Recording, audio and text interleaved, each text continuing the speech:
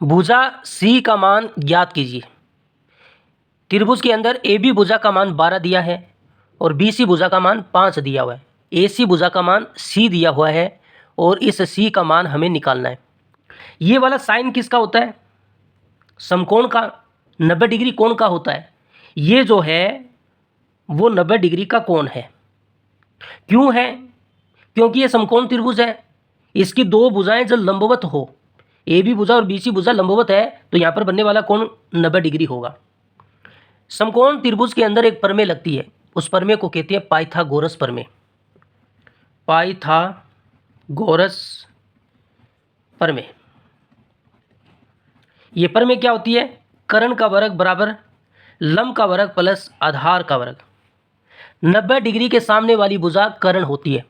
ये 90 डिग्री है और इसके सामने वाली भुजा जो AC है वो कर्ण होगी, तो कर्ण का मान हमें C दिया गया। अब लंब कौन सी भुजा होगी और आधार कौन सी होगी? इन दोनों में से किसी को भी लंब मान लीजिए, किसी को भी आधार मान लीजिए, क्योंकि दोनों का यहाँ पर जोड़ है।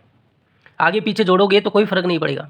लेकिन आपको यहाँ पर कोई दूसरा एंगल दिया हुआ होता, दूसरा कोण दिया हुआ होता, तब आपको उस कोण के आधार पर लंब और आधार को मानना होता।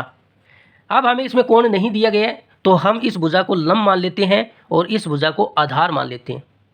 कर्ण का मान C है तो C का वर्ग, लंब का मान 12 है तो 12 का वर्ग और आधार का मान 5 है तो 5 का वर्ग। C का वर्ग बराबर 12 का वर्ग होता है 144, 5 का वर्ग होता है 25। 144 में 25 जोड़ोगे तो 169 आएगा। C स्क्वायर का मान 169 है, C का मान कितना होगा? ये वर्ग यहाँ से हटेगा तो इस पर वर्गमूल लग जाएगा और 169 का वर्गमूल होता है 13, तो C का मान आएगा 13।